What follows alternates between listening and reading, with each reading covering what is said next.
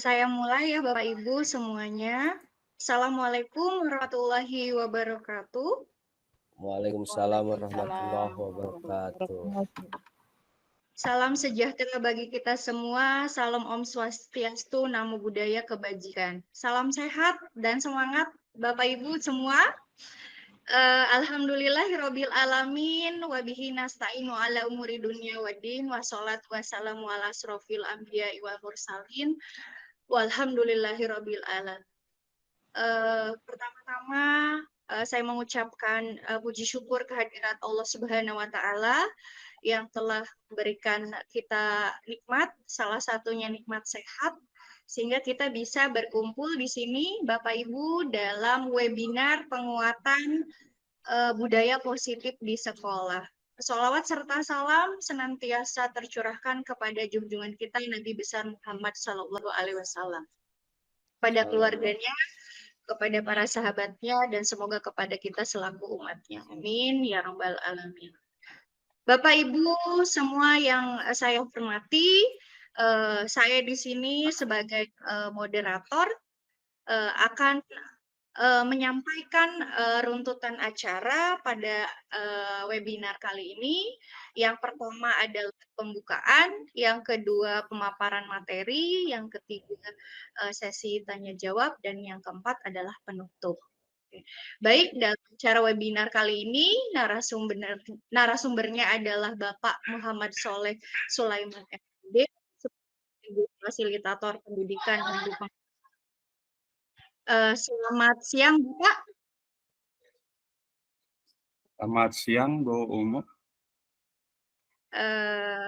Bagaimana kabarnya, Pak? Sehat? Alhamdulillah, sehat selalu. Cuaca dalam keadaan panas. Mudah-mudahan peserta webinar semuanya dalam keadaan sehat juga. Amin, amin. Bagaimana kabarnya Bapak Ibu semua?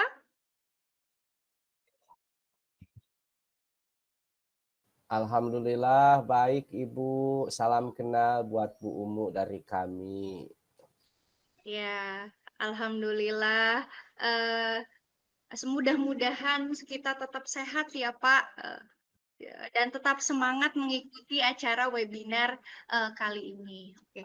Materi kali ini yang akan disampaikan adalah budaya positif. Nanti di sesi terakhir akan ada sesi tanya jawab. Nanti jika ada pertanyaan dari Bapak Ibu sekalian, nanti mohon untuk raise hand Bapak Ibu, dan boleh nanti pertanyaannya di chat dalam kolom chat yang ada di fasilitas dari Google Meet ini. Untuk membuka acara ini, marilah kita sama-sama mengucapkan basmalah. Bismillahirrahmanirrahim. Oke, merajuk kepada acara berikutnya, yaitu pemaparan materi dari Bapak Muhammad Soleh Sulaiman MPD. Saya persilahkan. Ya. Terima kasih Bu Umu yang sudah membuka acara webinar ini. Bapak Ibu sekalian, sebelum dimulai izinkan saya share screen terlebih dahulu ya, untuk memulai acara webinar hari ini. Nah, baik Bapak Ibu, sudah terlihatkah Bapak Ibu? Sudah Pak. Sudah. Baik. Bapak. Sudah Pak. Mulai ya Bapak. Kita mulai Bapak Ibu semuanya. Assalamualaikum warahmatullahi wabarakatuh. Waalaikumsalam warahmatullahi wabarakatuh. Bapak Ibu guru hebat, saya akan berbagi berkaitan dengan budaya positif, penguatannya di sekolah Bapak Ibu. Nah, kita mulai saja Bapak Ibu.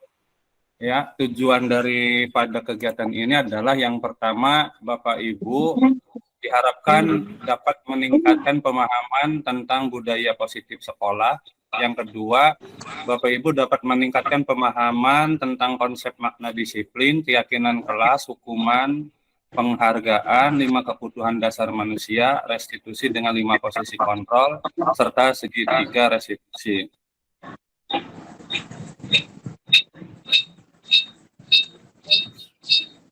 Untuk selanjutnya Bapak Ibu, agar tertib dimohon untuk meng-off-kan mic-nya Bapak Ibu, karena feedback-nya ya nyampe. Sekali lagi sebelum dilanjutkan, mohon untuk mematikan mic-nya.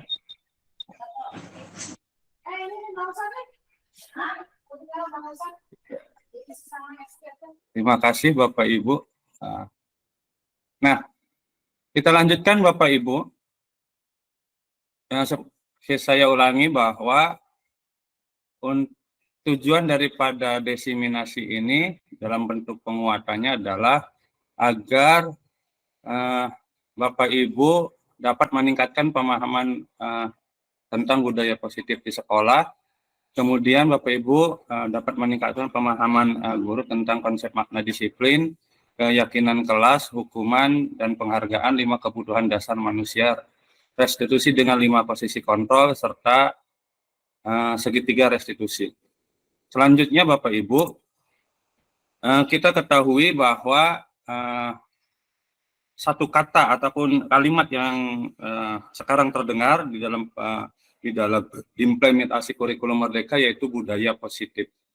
Nah, kalimat ini mungkin tidak asing pada dasarnya, hanya muncul di kurikulum Merdeka, budaya positif itu. Nah, sekarang apa itu budaya positif Bapak Ibu? Ya. Nah, Bapak Ibu, budaya positif itu merupakan perwujudan dari nilai-nilai atau keyakinan universal yang diterapkan di sekolah. Nah, budaya positif itu diawali dengan perubahan paradigma tentang teori kontrol. Selama ini, barangkali kita sebagai guru merasa berkewajiban mengontrol perilaku siswa agar memiliki perilaku sesuai yang guru harapkan. Nah, budaya positif yang dimaksud itu adalah bukan budaya pada umumnya, ya, tapi budaya itu sudah berpikiran bukan sebagai guru yang hebat, guru yang punya kekuatan itu, tetapi berubah pikiran bahwa budaya positif itu adalah paradigma tentang teori kontrolnya. Jadi tidak hanya sebatas bagaimana merubah mindset guru saja. Nah, Bapak Ibu, pada materi kali ini ada 6 materi yang akan saya sampaikan tentang budaya positif, yaitu yang pertama adalah nilai positif dan nilai-nilai kebajikan universal. Yang kedua adalah teori hukuman dan penghargaan, restitusi, dan yang ketiga keyakinan kelas. 4 kebutuhan dasar manusia, dunia berkualitas, 5 restitusi, 5 posisi kontrol, dan 6 restitusi segitiga restitusi. Nah, Bapak Ibu, ke-6 materi ini sebenarnya untuk apa?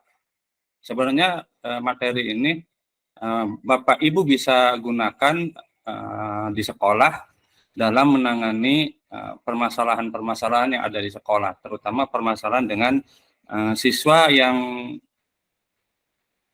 kurang yang memiliki kelebihan tersendiri, yaitu yang kita sebut dengan siswa bermasalah. Jadi Bapak Ibu, dalam setiap sekolah itu ya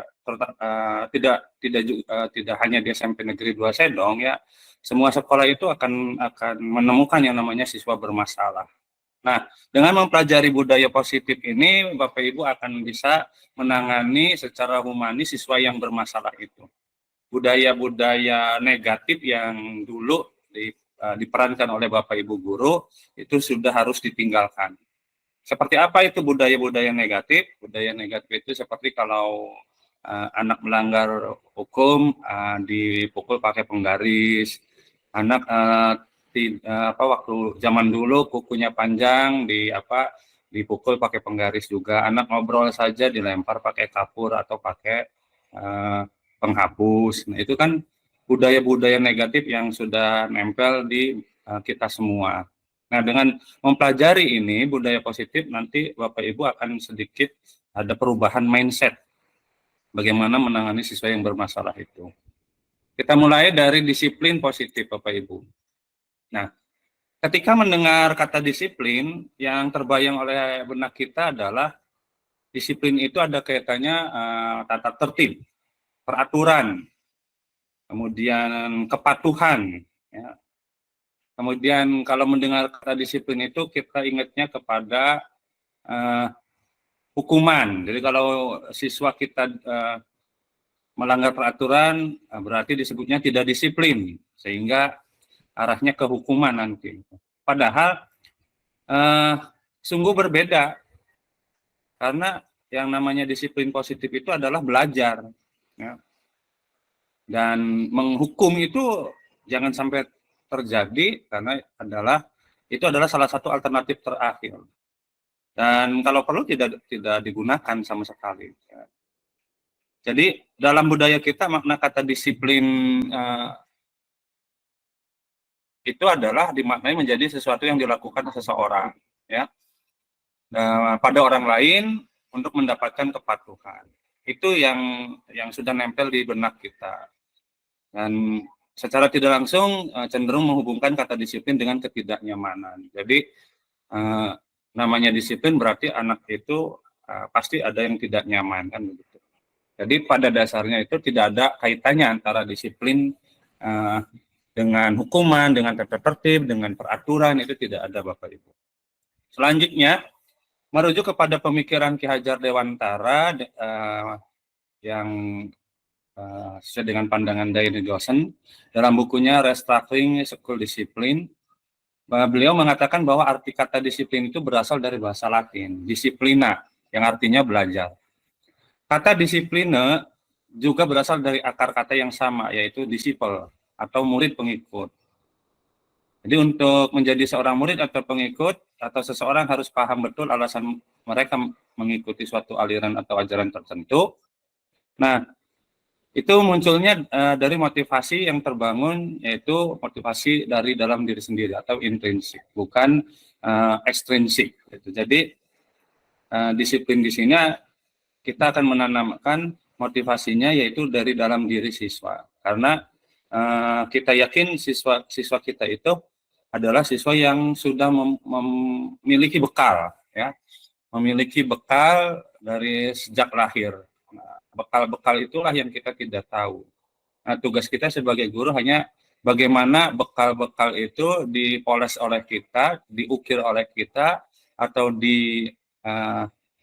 didesain oleh kita menjadi bekal-bekal yang positif. Jadi tidak ada satu manusia pun atau satu murid pun yang lahir sudah memiliki masalah. Ya. Tapi yang ada adalah murid-murid kita sejak lahir itu sudah memiliki fondasi disiplin positif. Tinggal kita sebagai guru bagaimana memperhatikan segala kekuatan yang ada di dalam murid-murid kita untuk kita kelola menjadi yang lebih baik lagi. Nah, selanjutnya Bapak Ibu, dalam melaksanakan disiplin positif itu, seorang murid itu akan akan dikontrol oleh motivasi, gitu. Karena kita ketahui kalau murid melakukan disiplin itu ada ada unsur-unsur di belakangnya, unsur-unsur disiplin karena takut atau disiplin karena disuruh. Itu Bapak Ibu harus mengetahuinya. Nah, untuk mengetahuinya itu yaitu dengan teori motivasi, Bapak Ibu. Nah, Diana Dawson dalam bukunya Structuring School Discipline menyatakan ada 3 motivasi perilaku manusia. Tidak luput untuk murid-murid kita, karena murid-murid kita juga manusia. Nah, perilaku yang motivasi yang pertama adalah untuk menghindari ketidaknyamanan atau hukuman. Ini adalah teori motivasi yang terendah, Bapak Ibu. Karena teori ini lumrah ya, lumrah dan setiap manusia itu memilikinya. Nah, biasanya orang yang memiliki motivasi seperti itu, perilakunya itu melakukan sesuatu itu hanya untuk menghindari hukuman atau ketidaknyamanan. Ya, akan bertanya apa yang terjadi apabila saya tidak melakukannya. Jadi siswa atau murid-murid kita itu yang ada muncul di dalam benak pikirannya itu adalah kalau saya tidak mengikuti bakal dihukum nggak ya, gitu, pikirannya. Nah itu sudah lumrah, sudah pada apa ibaratnya menempel di pikiran masing-masing. Gitu. Jadi kalau ada murid-murid kita seperti itu, berarti Bapak Ibu harus sudah paham. Karena apa? Karena siswa kita melaksanakan disiplin itu hanya untuk menghindari hukuman gitu, bukan berasal dari dalam diri siswa itu sendiri gitu kan. Gitu. Nah, yang pada dasarnya biasanya siswa-siswa seperti itu adalah untuk menghindari permasalahan yang muncul, permasalahan baru gitu. Jadi daripada nanti dihukum berikutnya, ya udahlah ikutin aja biasanya gitu kalau siswa tuh ya. Nah, itu teori motivasi yang pertama. Yang kedua, Bapak Ibu, siswa itu melaksanakan disiplin itu biasanya karena imbalan. Ya, teorinya seperti itu. Atau mengharapkan penghargaan dari orang lain. Nah, ini motivasi ini setingkat lebih tinggi dari motivasi yang pertama. Jadi siswa melaksanakan disiplin itu atau melakukan disiplin itu adalah untuk mendapatkan imbalan atau penghargaan dari orang lain. Ya, biasanya siswa yang seperti ini di dalam pikirannya kalau mau mengikuti disiplin itu akan ada pertanyaan, kalau saya ikut kira-kira dapat apa ya? Kalau saya ikut kira-kira dapat hadiah apa ya? Seperti itu Bapak Ibu. Itu juga kalau muncul seperti itu berarti siswa itu melakukan disiplin itu karena motivasi eksternal. Ya, itu Bapak Ibu. Yang ketiga, ya, teori motivasinya adalah untuk menjadi orang yang mereka inginkan atau menghargai diri sendiri dengan nilai-nilai yang mereka percaya. Nah, ini jauh lebih baik dari dua teori sebelumnya. Ya. Karena siswa yang memiliki teori ini akan bertanya pada dirinya sendiri gitu. Apabila saya melakukannya, berarti kelak saya mau jadi seperti apa? Itu bayangannya sudah melangkah lebih jauh dari anak-anak yang tadi berpikiran yang nomor 1 dan 2. Ya. Dan murid yang memiliki pemikiran seperti ini memang jumlahnya tidak banyak. Gitu. Nah, namun perilakunya murid yang memiliki atau siswa yang memiliki motivasi ini perilakunya sudah muncul dari dalam diri sendiri, yaitu bersifat internal. Untuk mengetahui murid kita dalam melaksanakan disiplin itu, Bapak Ibu gunakan tiga teori motivasi ini. Yang berikutnya, Bapak Ibu harus mengetahui atau membedakan yaitu antara hukuman, penghargaan, dan restitusi, Bapak Ibu. Ya. Kenapa harus mengetahui? Nah, karena Bapak Ibu nanti akan mengetahui secara utuh, kemudian akan bisa memilah, ya, akan bisa memilah dan bisa menerapkannya. Tentu setelah mengetahui, Bapak Ibu akan berpikir apakah nanti saya dalam menangani siswa bermasalah itu harus selalu dihukum atau bagaimana? Nah, untuk mengetahuinya Bapak Ibu harus mengetahui ketiga perbedaan itu. Ya. Nah, ciri-cirinya yang namanya hukuman itu adalah tidak terencana Bapak Ibu. Bapak Ibu bisa flashback saja kepada diri Bapak Ibu kalau selama di kelas. Apakah tiba-tiba Bapak Ibu menghukum anak kalau tidak ada masalah?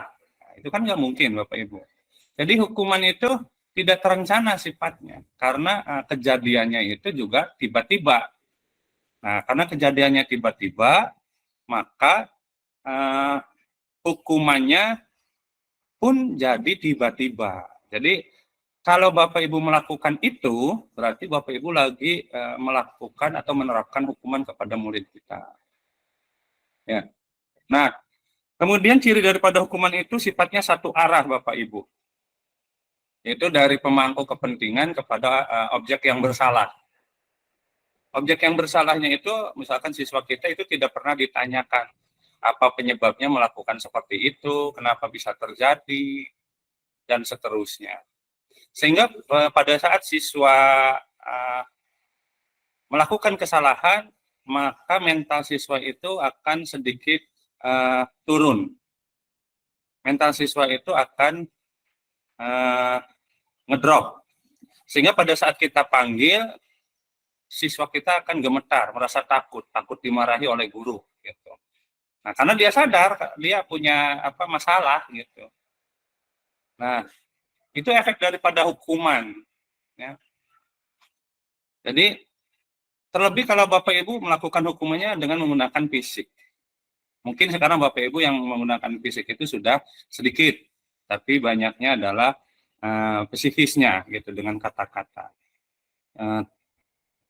Jangan kira apa yang dilakukan oleh Bapak Ibu sekarang terhadap murid-murid Bapak Ibu itu tidak akan membekas di pikiran siswa-siswa yang kita ajar ini.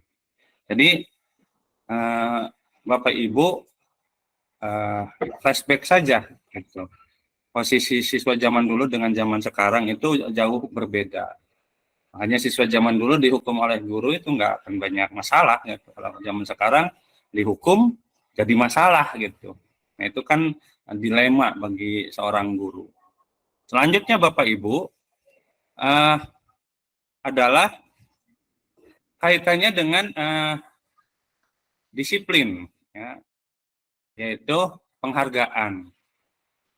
Ya, penghargaan itu, disiplin itu diberikan adalah penghargaan dalam bentuk konsekuensi.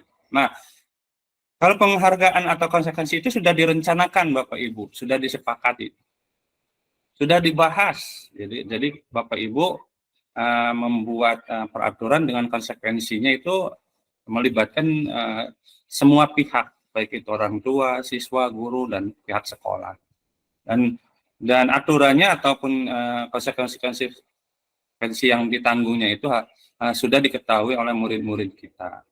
Jadi apabila murid kita melanggar, murid-murid kita itu akan tahu konsekuensi yang diterimanya. Jadi tidak akan berpikir kalau melanggar nanti dihukum, tapi kalau penghargaan itu bentuknya kan konsekuensi, maka begitu melanggar, anak itu akan berpikir saya konsekuensi yang akan diterimanya sudah siap seperti ini, ya. Itu. Namun tetap ini kurang baik. Karena apa?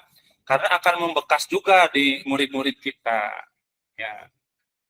Kenapa? Ya, walaupun itu sudah disepakati, tapi kalau masih bersifat hukuman, konsekuensinya, maka tetap akan diingat oleh murid-murid kita. Namun tidak dalam jangka panjang, ya, itu dalam jangka pendek, entah sehari, entah 2 hari. Berbeda dengan orang yang dihukum. Bapak Ibu tentu masih ingat pada saat sekolah dulu pernah dihukum keliling lapangan 10 kali sampai sakit oleh guru A, guru B, sampai sekarang pasti masih ingat saja. Nah, itu Bapak Ibu. Nah, sedangkan restitusi Bapak Ibu, restitusi itu adalah proses menciptakan kondisi bagi murid untuk memperbaiki kesalahan, sehingga si murid itu bisa kembali ke komunitasnya atau ke kelompoknya dengan memiliki karakter yang lebih kuat. Ya. Artinya apa? Begitu anak melanggar peraturan, maka Bapak Ibu menggunakannya restitusi, ya, bukan hukuman, bukan konsekuensi atau penghargaan, tetapi menggunakan restitusi. Nah, setelah menggunakan restitusi itu, maka siswa yang diundang oleh guru tersebut, ya, untuk menjalankan restitusi. Setelah selesai, mental siswa tidak down. Jadi mental siswanya tetap kuat, bahkan jauh lebih kuat dari sebelumnya. Kenapa? Karena di dalam restitusi itu, ya, diberikan penguatan-penguatan sehingga siswa kita menjadi lebih siap lagi menghadapi segala sesuatu ke depan. Nah, itu Bapak Ibu. Catatan saja untuk restitusi itu adalah prosesnya harus kolaboratif. Ya, dari mulai perencanaan sampai penyelesaiannya. Karena restitusi itu kita menggali beberapa solusi yang harus dilaksanakan oleh siswa yang bermasalah itu dan dibutuhkan kerjasama dengan siswa. Jadi tidak semata-mata itu guru, atau juga dibutuhkan orang lain atau guru lain. Nah, restitusi itu kuncinya adalah ada tujuan yang ditetapkannya, kemudian arahnya ke disiplin positif. Yang berikutnya adalah memulihkan dirinya setelah berbuat salah. Restitusi itu penekanannya bukan ke perilaku, ya, tapi menghindar ke perilaku untuk menyenangkan orang lain atau menghindari ketidaknyamanan. Tapi restitusi itu adalah menghargai nilai-nilai kebajikan yang mereka percayai. Itu restitusi. Jadi Bapak Ibu, walaupun tahu murid-murid kita itu bermasalah, jangan sesekali mengatakan ke murid kita, kamu salah. Kamu siswa nggak baik, bermasalah saja. Jangan sesekali seperti itu. Karena kita harus menghargai nilai-nilai kebajikan yang ada pada diri siswa itu. Karena Bapak Ibu harus yakin siswa kita itu memiliki nilai-nilai kebajikan yang universal. Nah, ciri-ciri restitusi itu Bapak Ibu, sekali lagi bukan menebus kesalahan, tapi belajar dari kesalahan. Treatmentnya adalah memperbaiki hubungan. Biasanya kalau siswa melakukan kesalahan dipanggil oleh guru takut. Nah, kalau restitusi dipanggil oleh guru setelah selesai siswa tidak akan takut. Dalam arti tidak akan takut itu bukan melawan maksudnya gitu. Maksudnya nanti akan timbul dari dalam diri siswa itu bagaimana bertanggung jawabnya gitu, karena dia akan mengingat gurunya pada saat melakukan restitusi. Nah, restitusi itu dalam menyelesaikan permasalahannya itu adalah bentuknya tawaran, bukan paksaan. Jadi kalau ada siswa bermasalah itu jangan solusinya jangan oleh Bapak Ibu. Kenapa? Ya, kalau solusinya oleh Bapak Ibu berarti Bapak Ibu masih melaksanakan paksaan. Kalau restitusi itu solusinya dari siswa itu sendiri, dari murid-murid kita sendiri. Apa yang mereka tawarkan kepada kita untuk memperbaiki dirinya. Ya. Karena restitusi itu adalah melihat kelebihan diri yang ada di dalam dirinya sendiri. Ya. Untuk mencari kebutuhan dasar yang mendasari tindakan. Kita yakin setiap anak didik kita kalau melakukan pelanggaran pasti ada penyebabnya, ya. Penyebabnya kaitannya dengan kebutuhan dasar sebagai manusia yang belum terpenuhi, ya. Seperti halnya misal ada siswa kita misalkan selama di kelas itu mengganggu teman-temannya saja. Nah, jika Bapak Ibu menemukan seperti itu, berarti Bapak Ibu melihat dengan mata Bapak Ibu secara menyeluruh. bahwa Bapak Ibu, kenapa siswa itu melakukan, Bapak Ibu harus berpikir berarti ada kebutuhan dasar yang belum terpenuhi. Seperti layaknya kita sehari-hari, kebutuhan dasar kita kan makan, minum, gitu kan. Itu kalau tidak terpenuhi, pasti kita melakukan sesuatu. Ada peribahasa biasanya orang lapar itu biasanya nekat gitu kan. Gitu.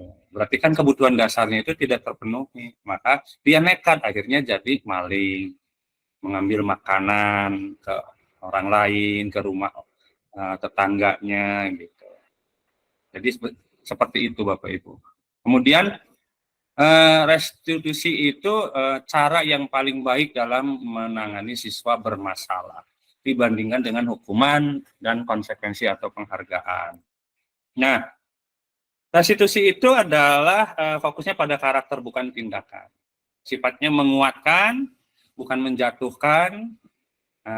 Kemudian fokusnya pada solusi, dan yang terakhir adalah restitusi itu mengembalikan motivasi murid itu yang sudah berbuat salah menjadi kuat sehingga murid-murid kita bisa bersosialisasi lagi dengan teman-teman dalam satu kelas atau dalam komunitasnya. Itu Bapak Ibu, membedakan hukuman, penghargaan atau konsekuensi dengan restitusi. Materi yang ketiga adalah berkaitan dengan keyakinan kelas Bapak Ibu. Keyakinan kelas, kenapa ada kalimatnya keyakinan, bukan peraturan? Pak, kan sudah ada peraturan sekolah, tata tertib sekolah. Iya, sudah ada. Kalau tata tertib sekolah itu kan areanya itu seluruh siswa yang ada di sekolah, baik seluruh stakeholder yang ada di sekolah. Nah, Bapak Ibu di dalam mengajar itu atau sebelum mengajar itu harus membuat keyakinan kelas. Ya. Keyakinan kelas itu seperti apa sih Pak? Nah, untuk apa pada dasarnya gini? Ada pertanyaan-pertanyaan pemantik seperti ini. Mengapa kita memiliki peraturan tentang penggunaan helm pada saat mengendarai kendaraan roda 2 atau motor? Alternatif jawabannya kalau ditanya mengapa, jawabannya adalah supaya pengendara motor selamat atau keselamatan. Kemudian ada aturan, mengapa kita memiliki peraturan tentang penggunaan masker dan mencuci tangan setiap saat?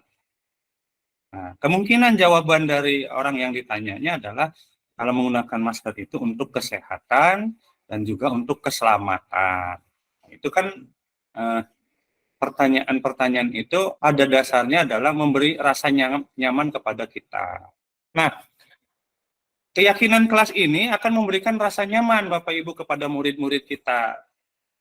Nah, karena nilai-nilai dalam keyakinan kelas yang kita buat itu adalah nilai-nilai yang mengandung keselamatan atau kesehatan. Ya, itu tentang nilai-nilai kebajikan universal, ya, yang disepakati secara tersurat, lepas dari latar belakang suku, negara, bahasa maupun agama. Nah, itu nilai-nilai kebajikan universal itu apa? Berbuat baik, saling tolong menolong, bergotong royong, berakhlak mulia, berkebinekaan global, kreatif, mandiri, dan seterusnya. Itu adalah contoh-contoh dari nilai-nilai kebajikan universal. Jadi membuat keyakinan kelas itu akan memberikan rasa nyaman kepada siswa karena mengatur tentang nilai-nilai kebajikan universal yang berlaku secara umum. Tata cara pembentukan keyakinan kelas itu, Bapak Ibu, nanti kalau di sekolah di kelasnya belum ada keyakinan kelas, Bapak Ibu bisa buat.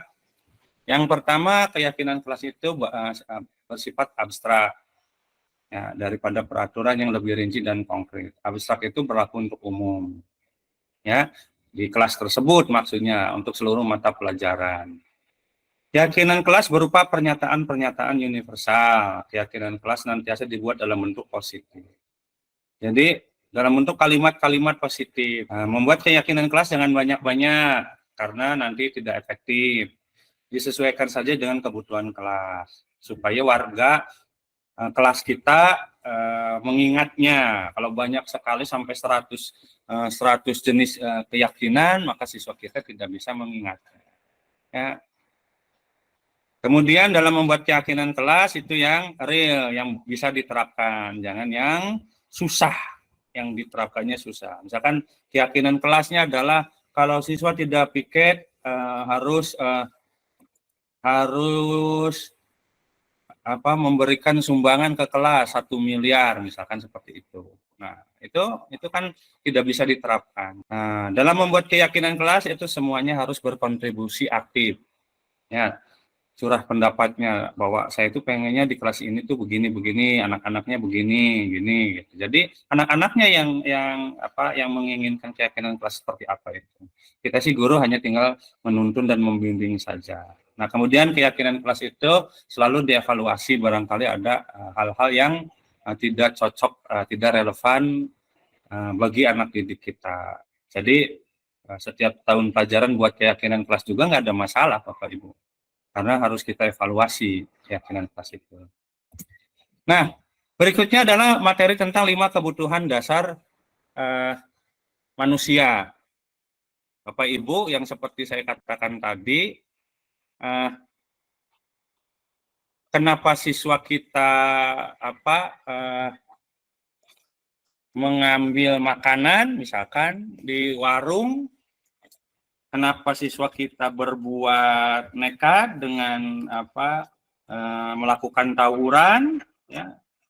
Kenapa siswa kita itu nekat juga sering nge-track ke siswa yang lebih rendah atau yang lebih kecil. Apabila menemukan permasalahan-permasalahan seperti itu, Bapak Ibu menggalinya di 5 ini. Kebutuhan dasar mana yang belum terpenuhi terhadap murid-murid kita? Ya. Yang pertama, bertahan hidup. Yang saya sudah sebutkan tadi kaitannya dengan bertahan hidup itu kebutuhan dasarnya adalah makan, minum, kesehatan. Dan kalau orang dewasa bertahan hidupnya adalah kebutuhan biologis. Gitu. Nah, jadi kalau siswa kita mengambil makanan di warung, ya jangan dulu kita vonis siswa kita itu salah, bermasalah, tidak tahu tata krama, jangan divonis seperti itu, Bapak Ibu. Kita gali kenapa siswa itu mengambil makanan. Kita tanya baik-baik, Bapak Ibu. Nah, ternyata setelah ditanya baik-baik ketemu, oh karena di rumahnya belum sarapan dan orang tua nggak punya, nggak ngasih uang, sedangkan dia di sekolah itu lapar. Nah, kalau perut lapar kan pikiran jadi tidak sehat. Yang ada dalam pikirannya adalah pengen bagaimana caranya saya makan, yaitu dengan jalan pintas, yaitu mengambil makanan milik orang lain. Berarti siswa itu mengalami masalah, ada satu kebutuhan dasar yang tidak terpenuhi, yaitu bertahan hidup. Kalau siswa itu tidak ngambil makanan, dia mungkin akan berpikir mati atau bakal sakit. Daripada sakit, lebih repot lagi. Ya udahlah, nggak apa-apa, paling nanti saya dimarahi ngambil makanan. Kita tahu dari mana anak itu kebutuhan dasar bertahan hidupnya tidak terpenuhi? Dari melakukan restitusi, ngajak ngobrol. Kita tidak tahu anak itu sudah makan belum, dikasih uang jajan tidak, seperti itu. Tidak bisa serta-merta kita menyalahkan anak itu ngambil makanan divonis bersalah. Gitu. Ya. Kemudian kalau ada siswa kita sedikit gaduh di kelas, ya kita cari penyebabnya. Apakah orang rasa kasih sayang atau karena ingin diterima oleh rekan-rekannya atau oleh Bapak Ibu gurunya. Nah, Bapak Ibu biasanya melakukan seperti ini tanpa disadari. Bapak Ibu suka membedakan siswa yang sudah pintar dan belum pintar. Bapak Ibu fokusnya kepada siswa yang belum pintar saja yang dibimbingnya. Siswa yang pintarnya tidak dibimbing. Nah, muncullah pikiran-pikiran negatif yang ada di dalam diri siswa. Akhirnya buat gaduh di kelas. Nah, begitu buat gaduh, Bapak Ibu jangan melihat, padahal itu siswa pintar, kenapa membuat gaduh? Setelah dilakukan restitusi, ketemu, oh dia tuh sebenarnya pengen dikunjungi oleh Bapak Ibu, pengen ditanya, pengen dibimbing juga, dan seterusnya Bapak Ibu ya. Yang berikutnya adalah penguasaan. Ya. Penguasaan itu biasanya berkaitan dengan kekuatan untuk mencapai sesuatu, menjadi kompeten, terampil, diakui dan prestasi keterampilannya. Nah, anak-anak kita itu biasanya disiplin ataupun aktif apapun karena penguasaan, ya. Kebutuhan pengakuan intinya gitu. Saya tuh ingin diperhatikan, ya, bahwa saya itu punya keahlian, saya itu pinter bermain voli, saya itu pinter sepak bola, itu. Tapi Bapak Ibunya tidak memperhatikan. Sehingga siswa itu membuat masalah, membuat gaduh. Nah, itu Bapak Ibu harus tahu apa yang dibutuhkan oleh siswa kita. Ya. Yang berikutnya berkaitan dengan kebebasan. Bapak Ibu, jangan lupa siswa kita itu atau murid-murid kita itu di sekolah tidak boleh dikekang. Ya. Tapi tidak boleh juga dibebaskan 100%, tapi kebebasan itu adalah kebutuhan. Ya. Kebutuhan akan pilihan. Jadi kalau siswa kita pengen belajarnya di luar kelas, ya kita tinggal penuhi. Jangan kita marahi. Enggak, bapaknya mau di dalam kelas saja, ibunya mau di dalam kelas saja. Nah itu jangan, nanti anak itu jadi gaduh, bermasalah. Itu Bapak Ibu ya. Banyak lagi contoh-contohnya Bapak Ibu. Karena biasanya kaitannya dengan bosan, boring selama belajar.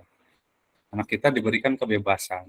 Itu, dengan menghirup udara segar di luar kelas atau di belakang sekolah yang masih ada tumbuhan hijaunya dan seterusnya.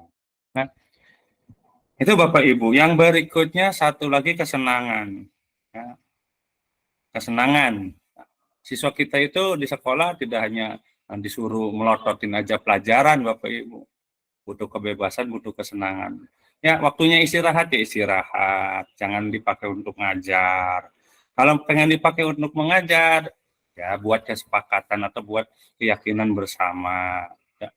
Kalau siswanya mau, dilanjutkan. Kalau siswanya tidak mau, jangan dilanjutkan. Karena nanti pembelajarannya kurang efektif.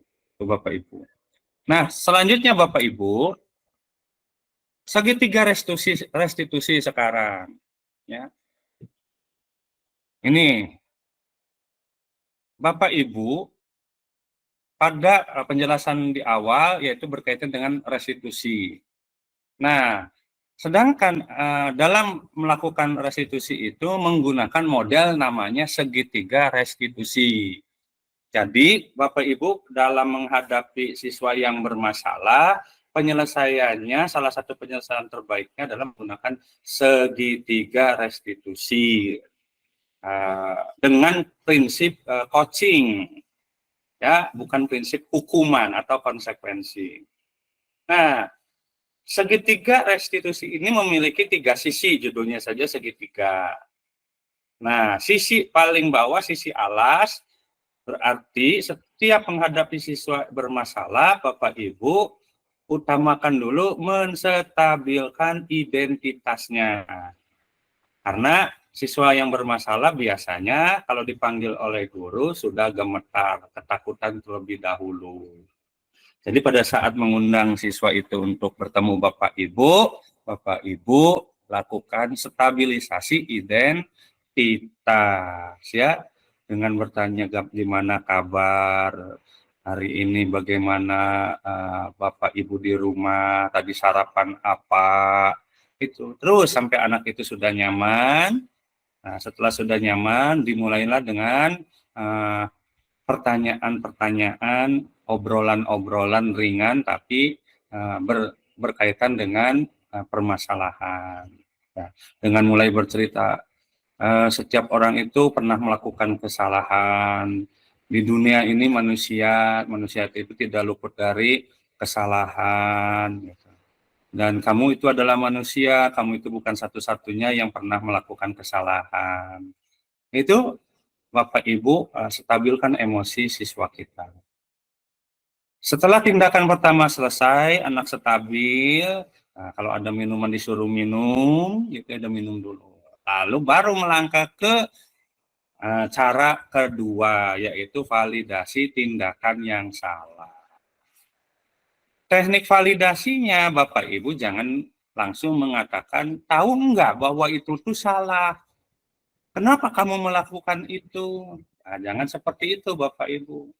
Teknik validasinya adalah dimulai dengan pertanyaan-pertanyaan ringan. Seperti, Bapak dengar dari Ibu Anu, kamu itu tadi merusak pakaiannya teman kamu bernama Bagus. Gitu. Apakah benar kamu melakukan seperti itu? Nanti anak itu kalau ditanya lemah lembut itu akan jawab benar. Nah, boleh Bapak tahu alasannya apa? Kenapa kamu melakukan seperti itu? Nanti anak itu akan bercerita. Setelah bercerita panjang lebar gitu, Bapak Ibu bertanya, apakah gara-gara seperti itu kamu melakukan menyobek pakaiannya? Apakah tidak ada cara lain selain menyobek? Kan begitu. Itu namanya validasi tindakan. Terus Bapak Ibu sampai dikejar sampai anak itu mengatakan, ya Pak, maaf saya salah, saya hilaf. Nah, jadi bukan kita yang menyalahkan, tapi dirinya sendiri yang menyalahkan. Ya, muncul dalam dirinya. Setelah anak itu mengaku salah, nah, Bapak Ibu bertanya kembali. Nah, jadi sebaiknya bagaimana supaya ini tidak terulang lagi? Ya kan menjawab.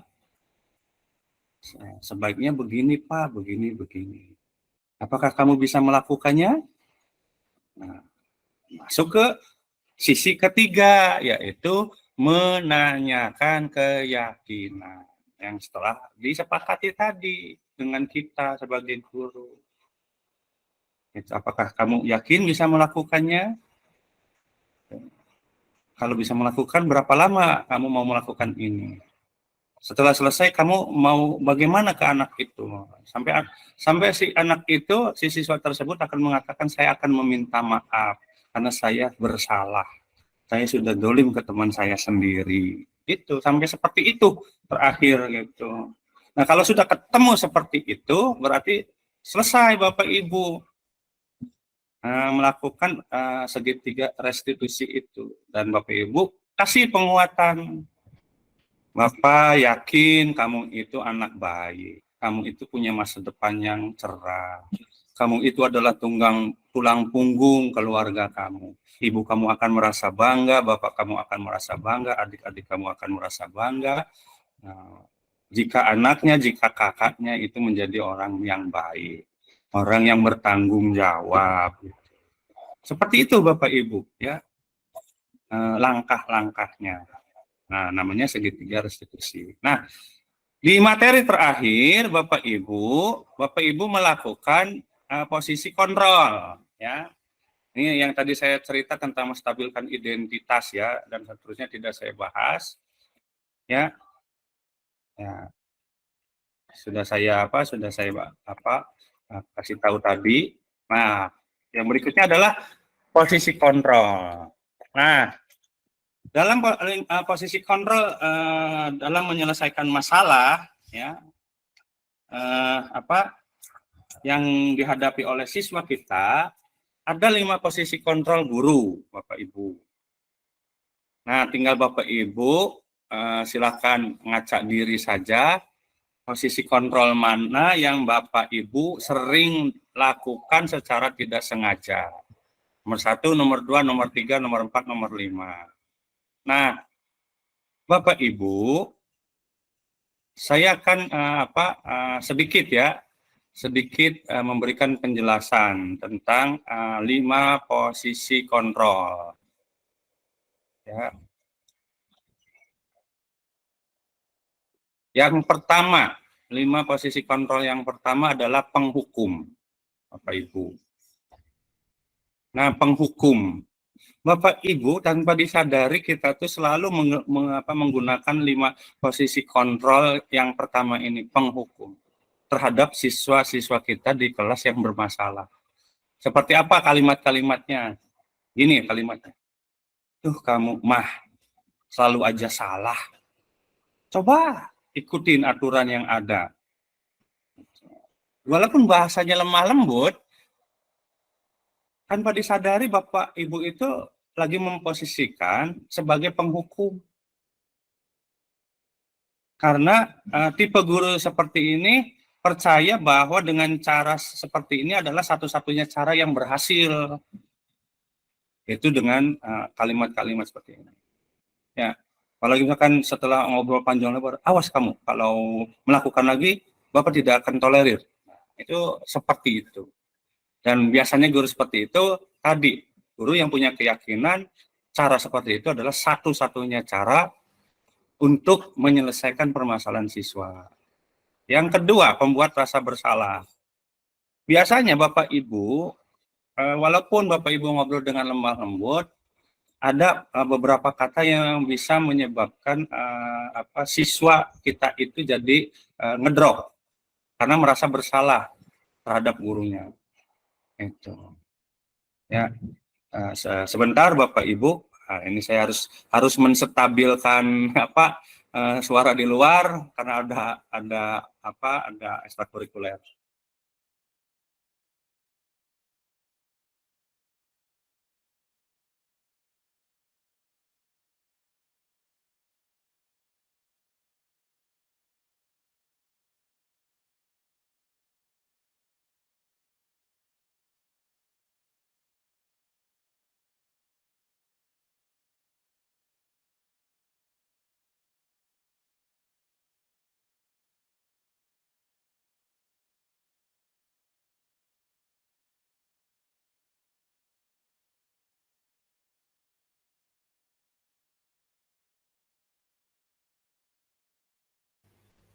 Mohon maaf Pak, mikrofonnya. Ya, Bapak Ibu, berkaitan dengan permasalahan posisi kontrol ini dimiliki oleh Bapak Ibu semua. Namun di nomor 1 itu biasanya kita tidak pernah menyadari melakukan seperti itu. Nah, kemudian yang nomor 2 itu ciri-cirinya apa Bapak Ibu? Nah, kalau ada masalah, ciri-cirinya Bapak Ibu tuh suka mengeluarkan kalimat-kalimat seperti ini. Bapak kecewa. Kamu itu kan sebenarnya anak baik. Kenapa melakukan seperti itu? Gimana coba kalau orang tua kamu tahu? Pasti akan kecewa. Nah, disadari atau tidak, walaupun lemah lembut, ini bisa membuat siswa kita ngedrop mentalnya. Karena orang-orang yang dicintainya itu dikecewakan. Gurunya yang dikecewakan, orang tuanya dikecewakan. Nah, kita harus menghindarinya Bapak Ibu. Kemudian posisi kontrol yang ketiga adalah sebagai teman. Nah, biasanya dalam menyelesaikan permasalahan itu saya sering memposisikan diri sebagai teman. Kalau sebagai teman enak ngobrolnya, gitu. Ayolah bantu Bapak, kamu kan anak baik, gitu. Bantu Bapak. Siapa sih sebenarnya yang punya pikiran awal harus tawuran tuh, gitu. Kenapa sih bisa terjadi, gitu. Ya, kalimat-kalimat seperti itu memposisikan kita sebagai teman, ya. Dan begitu anak itu sudah mengaku kesalahan-kesalahannya, kita langsung bicara, ya sudah, nggak apa-apa. Itu kan teman itu seperti itu. Yang penting harus ingat bahwa itu salah, jangan dilakukan lagi. Ke depan kita harus berpikirnya lebih selektif, jangan mau diajak tawuran, gitu kan, itu posisi. Nah, keempat adalah pemantau. seperti apa bahasanya Bapak Ibu? Kalau menghadapi siswa yang bermasalah, kamu tahu ada peraturan apa di sekolah ini? Kamu tahu sanksi apa yang bakal diberikan oleh sekolah kalau kamu sering bolos? Kamu tidak menyadari semuanya. Itu kan kita tuh tidak kerasa melakukan seperti itu kepada anak didik kita. Ya, ini tentu punya efek. Gitu. Kemudian yang kelima adalah manajer. Nah, ini mudah-mudahan ada di dalam diri Bapak Ibu dalam menangani siswa yang bermasalah. Jadi kalau seorang manajer itu bahasanya kayak orang tua, namanya juga bos manajer. Gitu. Jadi kalau mengobrol dengan siswa yang bermasalah selalu bertanya, oh kalau begitu rencana kamu selanjutnya untuk memperbaiki yang sudah terjadi bagaimana? Apakah kamu yakin bisa melakukannya? Ya, itu. Apakah kamu yakin bisa memperbaikinya dan seterusnya? Karena tugas seorang manajer itu bukan mengatur perilaku seseorang, tapi membimbing orang atau murid kita untuk mengatur dirinya sendiri menjadi lebih baik. Makanya seorang manajer itu yang sering ditanyakan adalah keyakinannya bisa melaksanakan, memperbaiki dan seterusnya. Nah, itu Bapak Ibu. Nah, itu contoh-contoh kecil saja Bapak Ibu. Nah, sebagai sedikit pengalaman atau pengetahuan, saya bagikan nih ada saya melakukan kegiatan-kegiatannya di sekolah ya. Ini Bapak.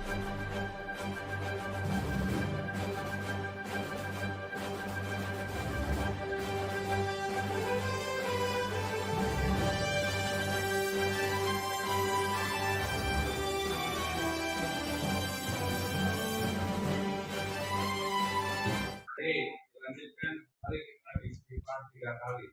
Astagfirullahaladzim. Astagfirullahaladzim.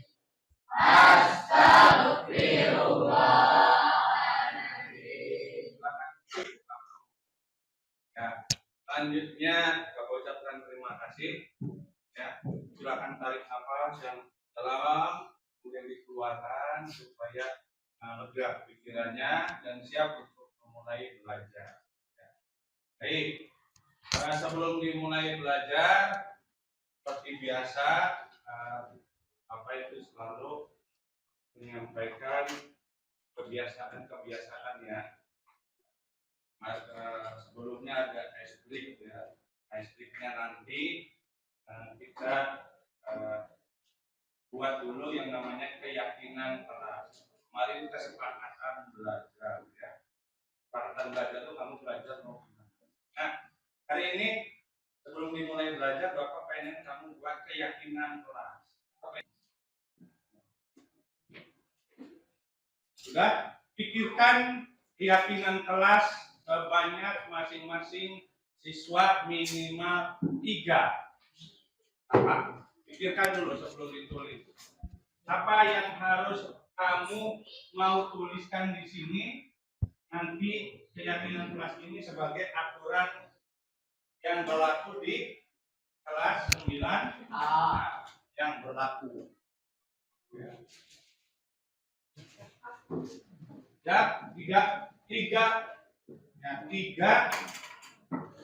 keyakinan kelas yang akan kamu tuliskan di ini sebagai alat atau sebagai nanti Bapak bagikan di sini ditulisnya sih ini yang ada lainnya jangan nanti tulis nanti kasih ada lainnya.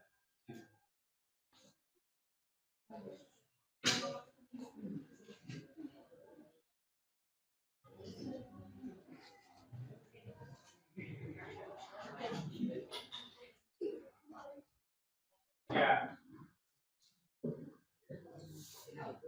Rapi.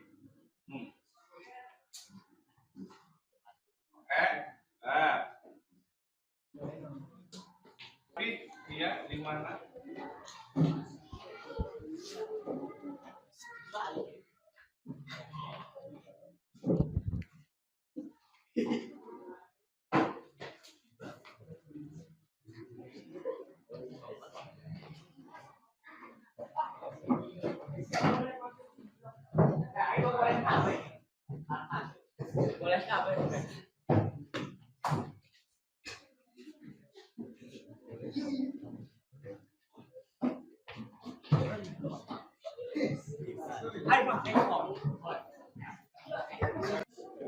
Keyakinan kelas.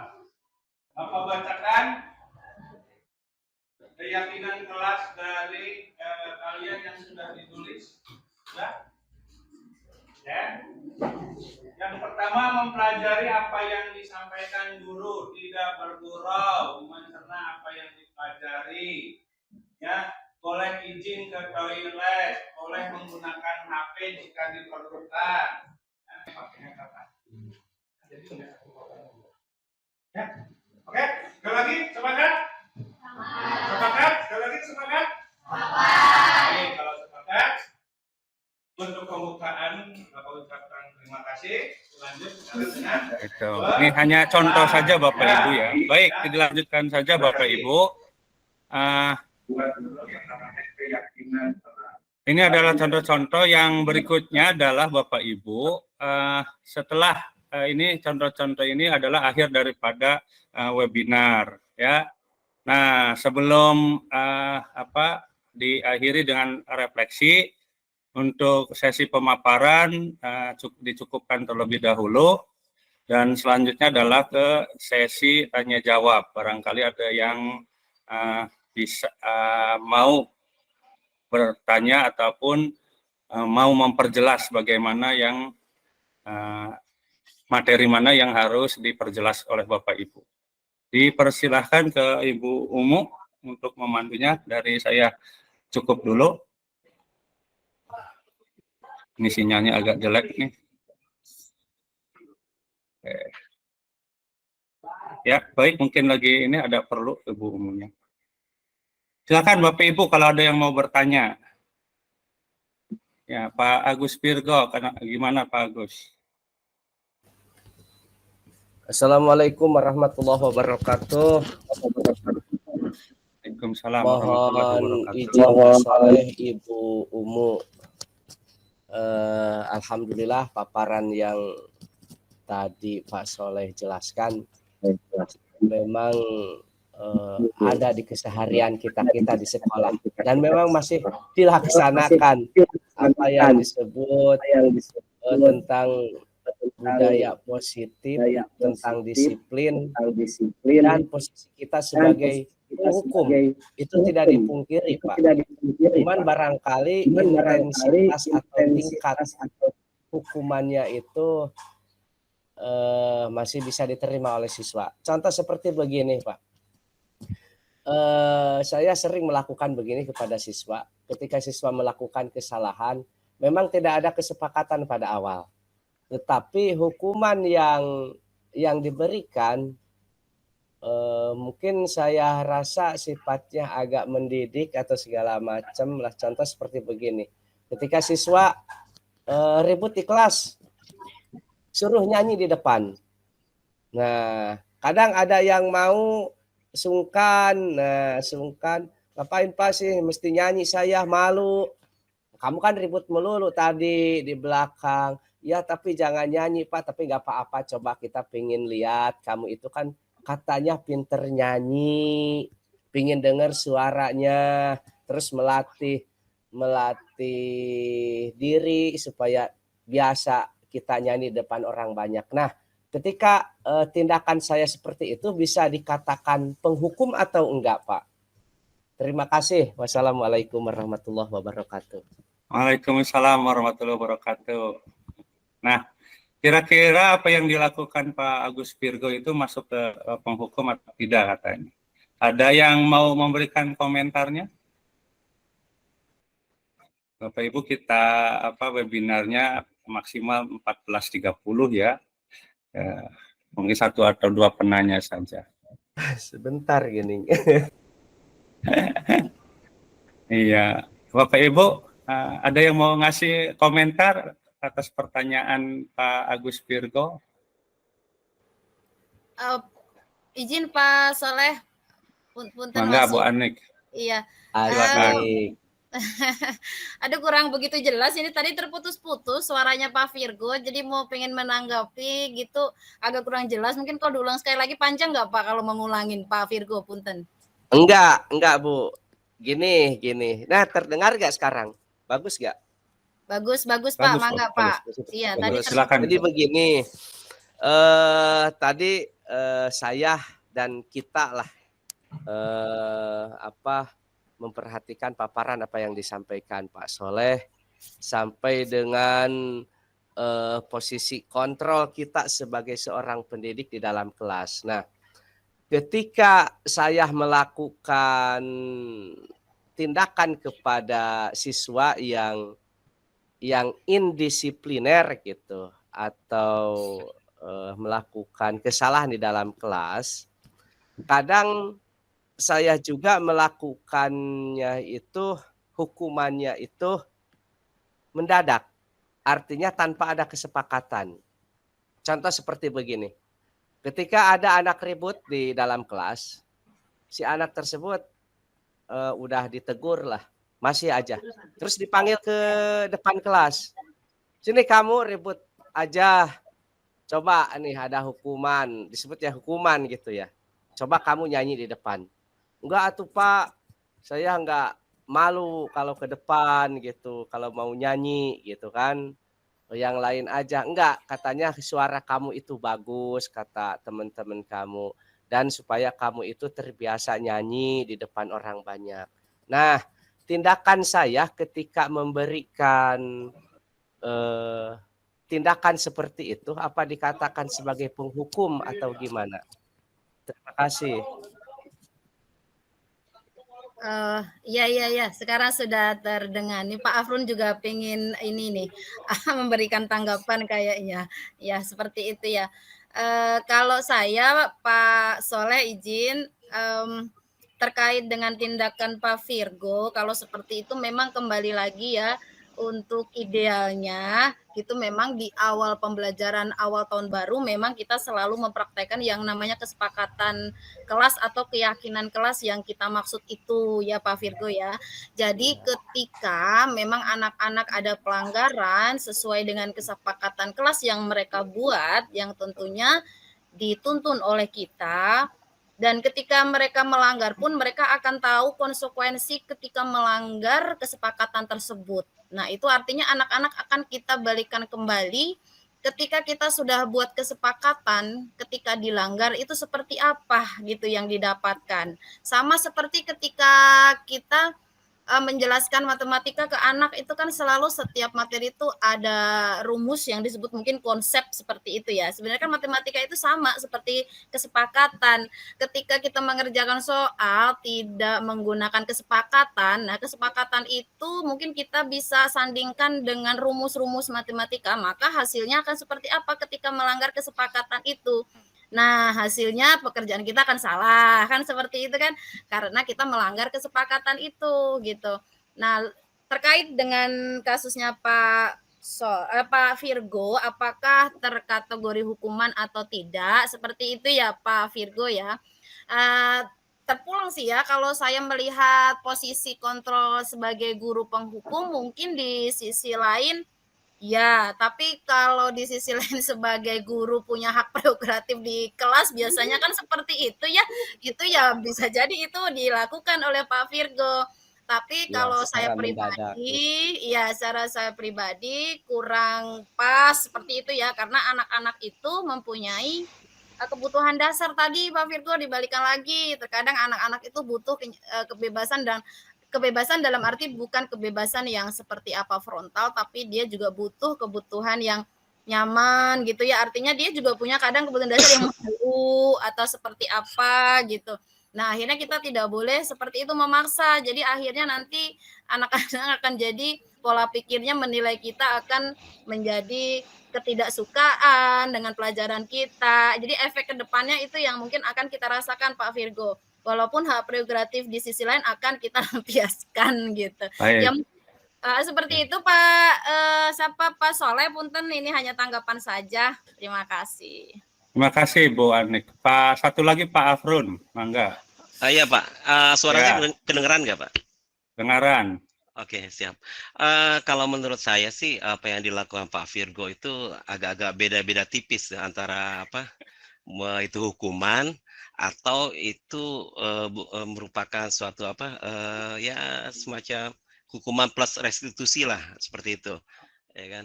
Nah, hanya bedanya tipis begini, kalau saya melihat kalau hukuman itu Bapak lakukan, dalam rangka, membuat suatu keyakinan kelas baru ya kan, artinya ya sah-sah saja itu bisa dilakukan, ya kan. Artinya nanti dengan metode Bapak berbicara dengan tanpa ada pressure, tanpa ada yang sesuatu yang membuat apa, eee, si siswa dipermalukan, ya kan, atau, membuat suasananya makin menyenangkan juga itu kalau menurut saya sih oke-oke aja itu, berarti, bisa dilakukan seperti itu, ya kan. Semata-mata hanya apa, hanya ingin meyakinkan bahwa siswa itu ada salah dan, harus ada konsekuensi dari kesalahan itu. Nah, seperti itu kalau kalau menurut saya, sah. Tapi sekalian Pak, Soleh saya mau bertanya begini, Mangga, mangga. kalau misalkan anak tidak mau belajar, apakah kita harus paksa dia belajar? Nah, seperti itu. Karena kan dalam pembelajaran kan itu dalam teori kesadaran kan, harus diawali oleh kesadaran siswa dulu untuk belajar, sehingga pembelajaran menjadi lebih baik. Nah, itu mungkin yang saya mau tanyakan. Oke, terima kasih. Ya, terima kasih Pak Afrun atas tanggapannya. Bapak Ibu, sudah ada dua penanya ya, dari Pak Virgo dengan Pak Afrun. Yang pertama, apa yang dilakukan oleh Pak Virgo itu memang spontan ya Pak Virgo melakukan. Nah, kan Pak Virgo itu melakukan sebelum mengikuti webinar ini. Nah, berarti kalau sebelum mengikuti webinar ini ya masuknya ke penghukum itu ya masuknya. Namun kalau misalkan Pak Virgo menemukan seperti itu yang diceritakan di awal bahwa anak Pak Virgo itu adalah sudah diomongin susah apa susah, maka Bapak Virgo itu melakukan restitusinya itu atau posisi kontrolnya jangan saat itu. Ya, kalau memang tadi anaknya bikin ribut terus dan sebagainya, berarti ini butuh keseriusan. Kalau Pak Virgo melakukan seperti ayo maju itu hanya hukuman sesaat gitu ya, hukuman sesaat yang akan terulang lagi. Sedangkan yang namanya budaya positif itu adalah sesuatu yang positif yang datang dari dalam diri anak itu dilakukan secara terus-menerus sehingga menjadi budaya di dalam dirinya dan di sekolahnya gitu ya. Jadi Pak Virgo kalau bertanyanya masuknya kemana itu sudah ke penghukum ya, walaupun beda cara menghukumnya gitu, yaitu dengan bernyanyi gitu kan. Tapi catatan yang dari cerita Pak Virgo sih yang ada dalam diri saya adalah tadi sudah dilakukan berulang-ulang katanya gitu. Nah, itu berarti butuh perlakuan khusus. Ada kebutuhan dasar manusia yang tidak terpenuhi. Itu harus digali. Itu ya Pak Virgo ya. Ya, baik Pak. Dari meskipun Pak kadang saya meramunya jadi bikin menyenangkan di dalam kelas, kadang begitu. Kadang ingin iya mau saya Pak ke depan tapi ingin ditemani sama si Anu, bolehlah. Nah, seperti begitu. Ubah aja ke S-break Pak, ke S-break ya, supaya siswa yang tadi sudah ini nih bakal ditangani nanti gitu. Kemudian untuk Pak Afrun, kalau menemukan siswa yang tidak mau belajar, bagaimana? Apakah kita memaksa? Nah itu berarti sama ada masalah besar. Anak kenapa ke sekolah itu nggak mau belajar? Jadi yang pertama jangan dipaksa untuk belajarnya, nggak akan mau Bapak Ibu. Tapi anak itu diajak ngobrol, yaitu dicarikan solusinya lewat cara namanya segitiga restitusi. Sampai ketemu, nggak apa-apa Bapak Ibu luangkan waktu demi anak didik kita. sampai ketemu dia sadar bahwa dia itu salah, itu dia itu kurang baik kalau datang ke sekolah nggak mau belajar gitu, dan dia itu akan menyadari kesalahannya sendiri dan mengambil keputusannya sendiri. Nah, keputusannya pun bukan intervensi kita.